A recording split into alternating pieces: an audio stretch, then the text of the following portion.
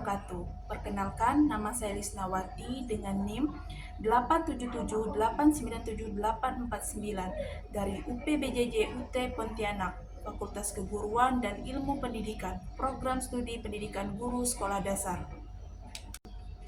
Di sini saya akan mempresentasikan tugas tutorial online 2 dari mata kuliah Filsafat Ilmu, yaitu dengan topik peran filsafat dalam memperkuat pendidikan. Yang pertama adalah filsafat ilmu sebagai pengawas dan penguat pendidikan. Filsafat ilmu berperan sebagai fondasi yang mengawasi dan memperkuat eksistensi keilmiahan serta nilai-nilai dalam ilmu pendidikan. Sebagian besar ilmu pendidikan bergantung pada filsafat ilmu. Pendidikan hanya akan menjadi keterampilan teknis tanpa arah jika tidak ada filsafat ilmu. Dalam eksistensi dengan ontologi, filsafat ilmu memastikan bahwa pendidikan memiliki fondasi filosofis yang jelas tentang apa itu manusia dan apa tujuan hidup secara esensial.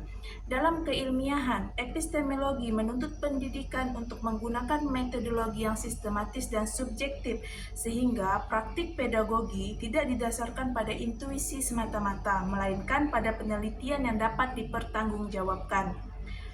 Dalam nilai, sementara itu, aksiologi memastikan bahwa pendidikan tetap berada pada jalur moral, memastikan bahwa ilmu digunakan untuk humanisasi daripada penindasan. Tanpa pengawasan filsafat ilmu, ilmu pendidikan berisiko kehilangan arah, terjebak dalam praktek yang tidak berdasar atau bahkan mengabaikan dimensi etis yang fundamental. Yang kedua adalah pendidikan sebagai penguat filsafat ilmu. Sebaliknya, pendidikan berfungsi sebagai laboratorium ilmiah bagi filsafat ilmu. Pendidikan yang bermakna akan menghasilkan pemikiran-pemikiran baru yang mampu mengkritisi teori-teori lama.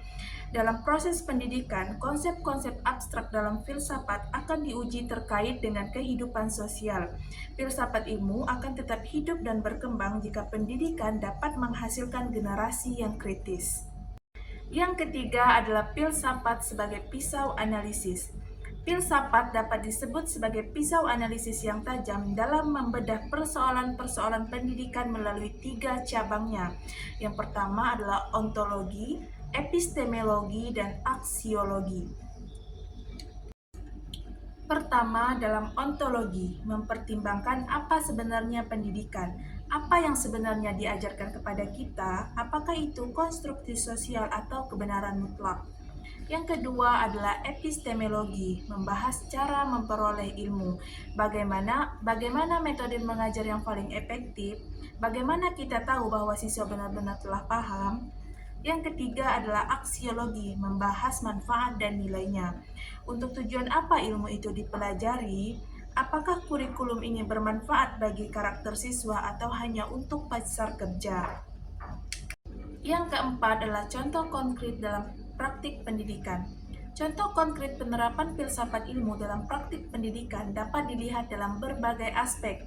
Untuk memperjelas, mari kita lihat bagaimana kurikulum merdeka menggunakan filsafat ilmu. Yang pertama, secara ontologis, kurikulum ini melihat siswa sebagai subjek yang unik, bukan gelas kosong, sehingga materi harus dapat disesuaikan dengan kemampuan siswa. Yang kedua, secara epistemologi, kurikulum ini mengutamakan pembelajaran berbasis proyek atau biasa disebut project-based learning. Yang ketiga, secara aksiologi, tujuannya adalah menciptakan profil pelajar Pancasila, di mana pendidikan harus berdampak pada karakter dan moralitas yang baik. Dalam proses pembelajaran, filsafat ilmu memengaruhi pendekatan pedagogis yang digunakan. Pendidikan konstruktivisme, misalnya, berakar pada pandangan epistemologis bahwa pengetahuan dibangun secara aktif oleh peserta didik, bukan hanya ditransfer. Dengan demikian, filsafat ilmu tidak hanya menjadi wacana teoritis, tetapi juga panduan praktis untuk membentuk wajah pendidikan kita. Demikian video presentasi yang dapat saya sampaikan. Sekian dan terima kasih. Wassalamualaikum warahmatullahi wabarakatuh. Thank you for watching.